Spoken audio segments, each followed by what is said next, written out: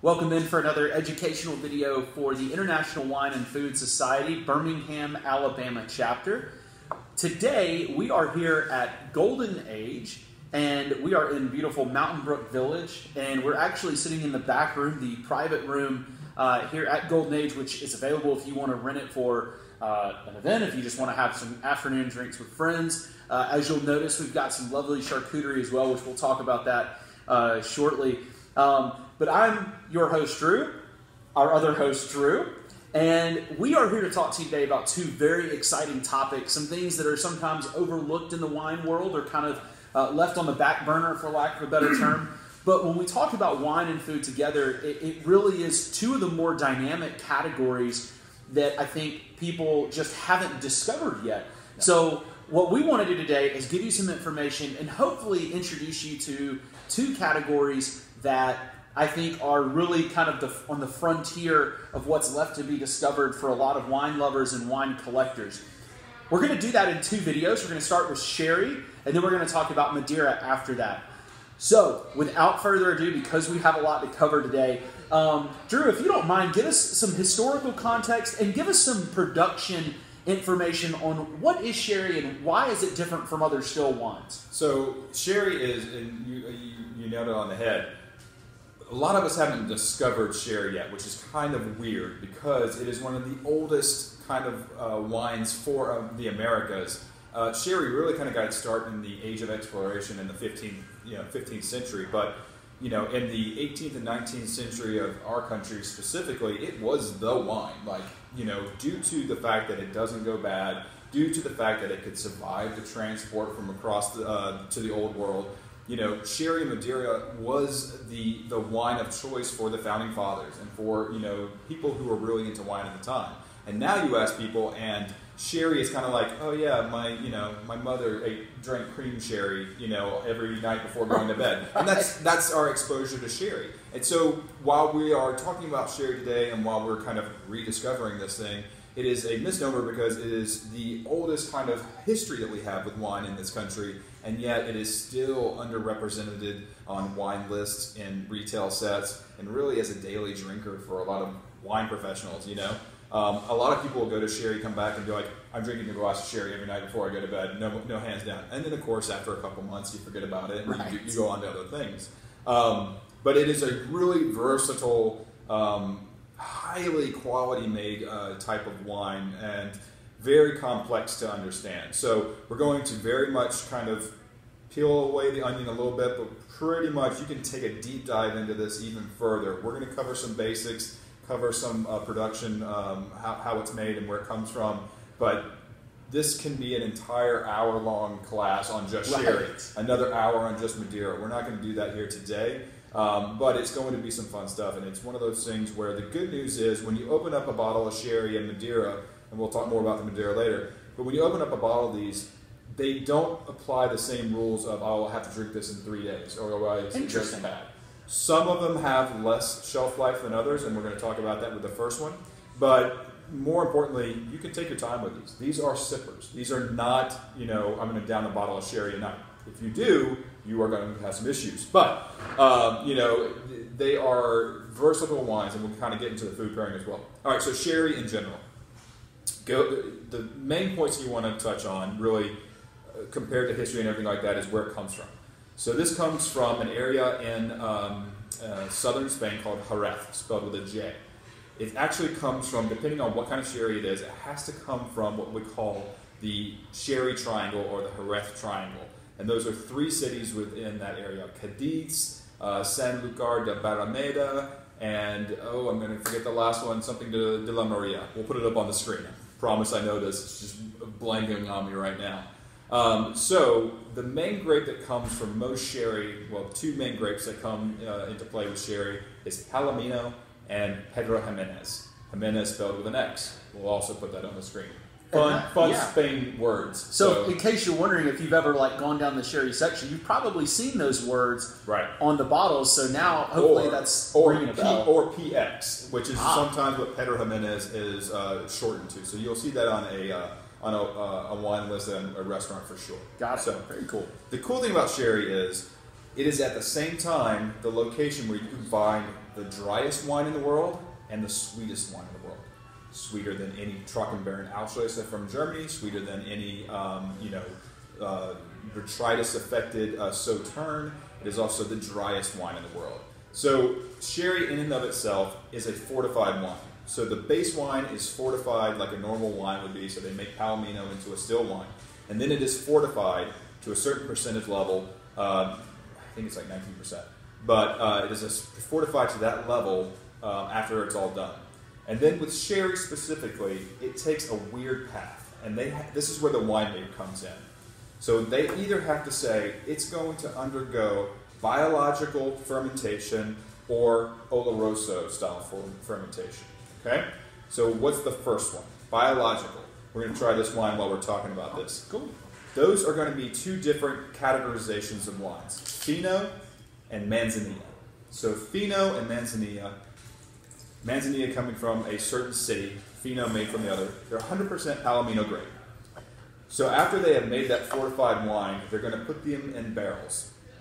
And what's going to happen is a certain yeast that is in that area is going to grow in that barrel. It's going to create a film on the surface. And like what we would call like a flora, basically. Basically. And it's called flora, F-L-O-R. Ah. And what it is going to do is it's going to create a natural barrier between oxygen and the grapes and keep it protected so that there's no oxidative aging going on at all. So what you do is you maintain bright floral aromas with this type of sherry. It is still bone dry sherry. And what you're going to get, though, is, especially with the Manzanilla, you get a little bit of like almond dust. You get a nuttiness characteristic. Oh, wow. Yeah. But the floral, though. There's salinity, there's salt, there's still white flowers. Anyways, so they undergo all the aging underneath that floor so that it is protected from oxygen. They will then take that floor off and bottle immediately.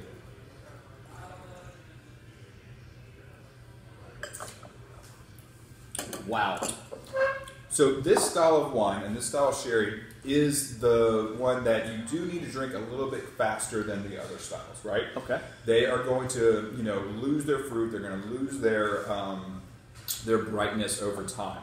But in comparison to, say, like, if you opened a Sauvignon Blanc, you had 3 days in the fridge, this can go about a week and a half to 2 weeks. Okay? Yeah, and I noticed, too, that on this one, the alcohol is 15. Right.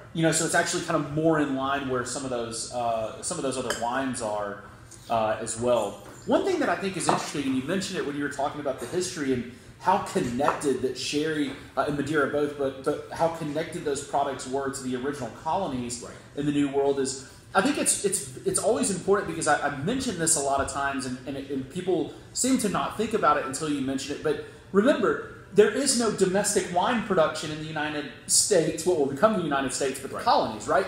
The things that were common were brandy. They were making some ciders here. They were making some beer in the original 13 colonies, but not a lot because it wasn't good barley growing parts of the country along the East Coast. So we haven't expanded to the Midwest with grain. We haven't expanded to California, Washington, Oregon. Everything was brought in, right? For tea, everything.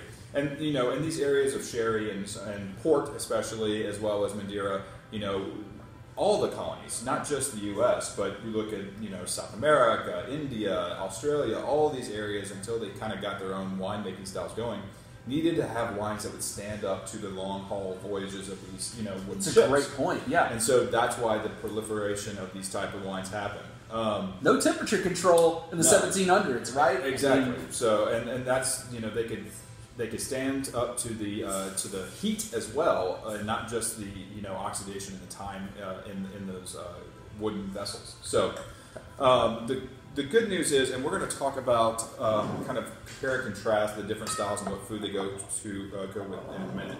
The next wine we're going to talk about is the first of the two wines that undergoes what we call the Oloroso style of making sherry. And if you want to sub in a different word, you can. It's basically oxidative. So the different levels are going to determine kind of what is classified as what. So this one we're opening up is an Amontillado. If anybody's ever read the short story by Edgar Allan Poe called The Cask of Amontillado, this is what that sherry. So automatically you can see the difference. The Manzanilla is pale, almost like the same color you would get from a Sauvignon Blanc or a Pinot Grigio. The Amontillado, you're already into the brown amber, right? Yeah, you can almost look at it and go, without even smelling it, which of course we can, the aromas are incredible, but just looking at this wine, it's like you already know that there is going to be a nutty component here. Right. Like I'm already thinking, amber type golden fruits. I say amber fruits, but really I'm thinking like, dehydrated peaches, nectarine, and then like just nuttiness. And I do have a question if there is an answer specifically with this producer or in general.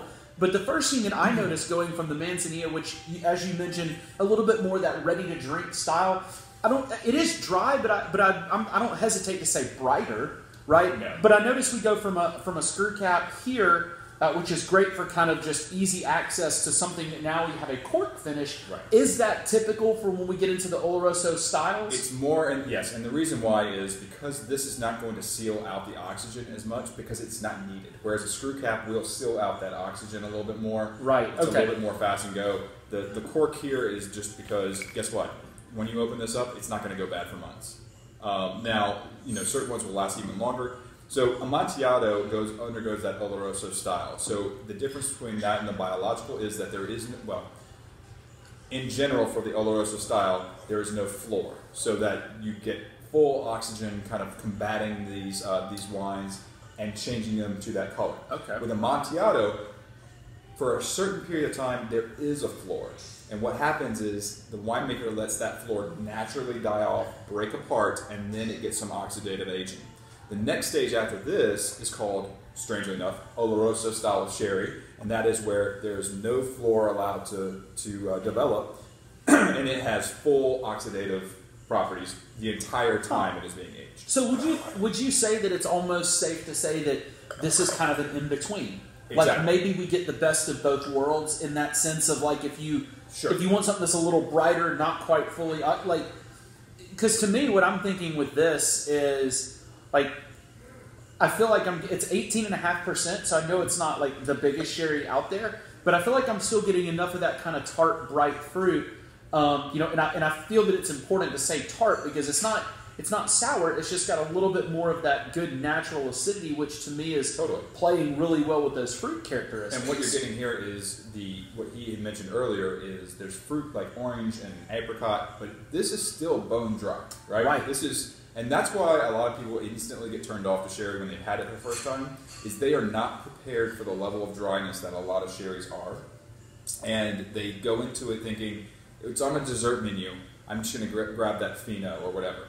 And a lot of times, unfortunately, restaurants and some retailers who sell them don't properly prepare the end customer, especially first-time people, to true sherry and not cream sherries and stuff like that, to what a sherry is supposed to be. It is that classic, like my mind is expecting something and my taste buds get hit over the head with something completely different. And it's not fair to sherry, it's also not fair to the customer because they might have bought, a sherry to go with chocolate cake. Horrible decision, right? Right. And so that's what I was about to ask you. Like I don't want this with anything super sweet. You at best you would have like something with brown sugar or some kind of like a caramelization on it. But honestly, in this style of sherry, what you're seeing in front of us right here is the perfect pairing. Sardines, charcuterie, salty cheeses, olives, nuts. That's what you want. I'll eat that for dessert as well if we want it. But these are the type of sherries that you really should start a meal with. You go to southern Spain and people are not having cocktails, while watching the sunset on the ocean. They're having a glass of sherry with this kind of food. So you mentioned like some of the food pairings, and in particular, one of the things that really kind of helped me have an aha moment with sherry was it's a very popular Spanish tapas. It's called boquerones, where basically they take white anchovy fillets and marinate them in a mix of olive oil, white vinegar, lemon juice sometimes, and a little bit of salt. And you get this beautiful citrusy cured fish. And I had that with a Manzanilla sherry along with some olives, which here again, there's also here at Golden Age a phenomenal charcuterie menu that you can order from. So what we've done today to go with the sherries is we've got some beautiful Castelvetrano olives that will pair beautifully with the salinity of the Manzanilla, and we actually have a stag's berry. This is an elk sausage, elk charcuterie, and elk have this kind of natural gaminess, almost nuttiness character to them, which again with this Amontillado is just a match made in heaven. The cheese that I picked out was a Manchego. We've got Spanish cheese and Spanish wine. I felt like that was a bit of a home run. So kind of going into the last two sherries, we're going to try two from the Pedro Jimenez grape. So Pedro Jimenez is a little bit sweeter style grape, and these are the sherries that are going to be on the sweeter side. They're going to go with more of the, toffee and honeycomb kind of desserts that you would want. You can already start to see with this, this is the straight up Pedro Jimenez made in an Oloroso style, so it's an Oloroso.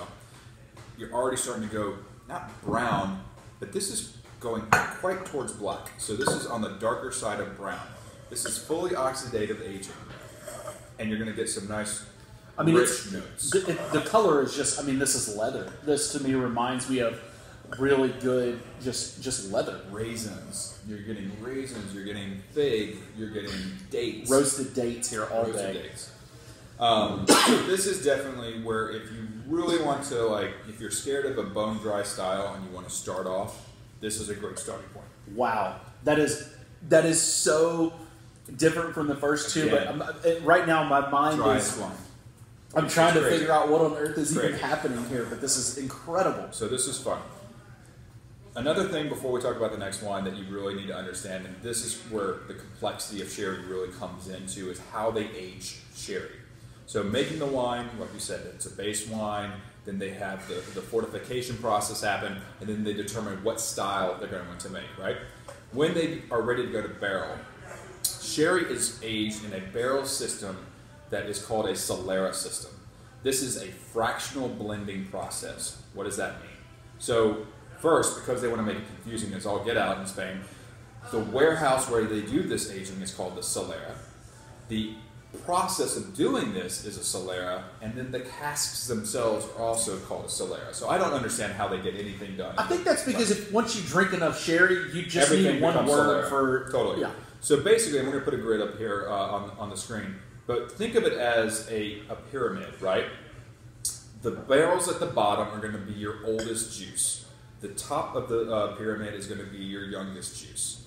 So when they first, year one, they made the sherry, they made they're ready to age it, they put it in that top barrel. When it's going to be time to put the wine into the bottle, they draw off the juice that is at the very bottom of the pyramid, and then they take from the middle layer and replace what they took out of the bottom. They take from the top and put in the middle, and then they put the fresh juice in the top. So what you're doing is pulling off the bottom. You are getting multiple vintages of who knows how old. Some Soleras are hundreds of years old. So you can potentially, in theory, be getting juice that is decades old in your very fresh, current vintage, not really vintage, current Solera sherry. So this fractional blending lends to a couple things. First, a uniform house style of how that is going to taste. You try this, every year it's going to taste the same because they are going for that house style, almost in a way that champagne does, but a lot more controlled and a lot more stable. And it also kind of accounts for if there was a bad vintage. Fractally blending all those components together are going to get you to a lot more safer product, right? So the last one we're going to try here is what they call, and all the selections of sherry that we've been doing today are from Emilio Lusto. You're probably very familiar with them if you've drunk any sherry in the state of Alabama. It is the one that is kind of everywhere. Plus, it is the creme de la creme when it comes to sherry in Spain. I mean, there's a lot of great sherry producers. This is the one that has the most notoriety. It's been around the longest, and really for styles, there's no other one that could probably claim benchmark status as far as each individual style. So this is called the East India. So this is an homage. It's made in an Oloroso with Palomino and Pedro Jimenez grapes. And this is an homage to how the East India Trading Company was really instrumental in getting this shipped across the world, right? So that's kind of, the back and forth of, this is kind of the traditional way that these were labeled, and kind of goes back to that. Again, an Oloroso style, fig, prune, lots of dark flavors here, toffee, a little bit of spice, something fun to do. Take a bottle of this, put it in the freezer. It's going to kind of gel up a little bit, almost make a syrup. Pour it over vanilla ice cream, one of my favorite desserts. Oh my gosh. And just really tasty. This is absolutely incredible. And I want to touch on something. It says cream on the label, but this is in no way, it doesn't have cream in it. I think more than anything else just refers a little bit more to the texture because, our alcohol is a little bit higher, so we know we've had a little bit more of an evaporative water loss here. 20%, yeah. So when we're blending in those older vintages that go into this, we know that we're getting a much more rich, concentrated, almost more syrupy texture of sherry going in there. So that's where that's coming from. It refers to texture, not to actual cream. So this is, important thing to remember. And man, you talk about complexities here. I mean, I'm getting all sorts of dark fruits, nuttiness, definitely a little bit more of those kind of baking spice components. And I know that's coming from those older vintages. Yeah, for sure. But this is absolutely incredible. And the good news is, sherry, again, it's not that it's unknown, but it's relatively affordable. I mean, it's coming from Spain, which has traditionally just been a little bit more affordable than other places in Europe due to their economy. And again, you're going to spend a bottle, mid-30s on this one, some of these in the teens, mid-20s on the other ones. So for relatively low cost, you can buy a couple bottles that, again, I've got a bottle of this right here at my house that's been open for 6 months. Tastes exactly the same as it did when I first opened it. So you can stretch these out. You can buy a flight like this and do a dinner party and really open some eyes. It's kind of fun. So with that said, and this is kind of one of the last things to kind of the question mark with sherry. So we know how long it can hang on once a bottle has been opened, but is it typical? Do people buy sherries and age them in a cellar for, is this going to change over time or is this something that it's ready to drink now? It's ready to drink now. Okay. And because of that fractional blending process, it has done the aging for you, right? That's awesome. Yeah. That is ready to go at this. You're not going to see like in port or you're not going to see some like vintage years or anything like that, or single vineyard Corrietas or something like that. It is really that house style. There might be a couple of small producers who do that, but it's really, this is the kind of stuff that you're going to see on a day-to-day basis. So. Well, thank you all for tuning in. Hopefully, as always, we hope that you've learned a couple of things and hope that you've had your eyes open and are ready to experience something new and something different. Sherry, again, was something I never really had until recently, and that pairing with the Manzanilla and the Boquerones was a huge aha moment for me. And I think what I've learned is, especially with things, like charcuterie in particular, it's always been kind of a struggle of like, do you go white, do you go red, do you go bubbles? And what I'm finding is, more often than not, the better pairing is, a Manzanilla or an Amontillado or a Piet sherry.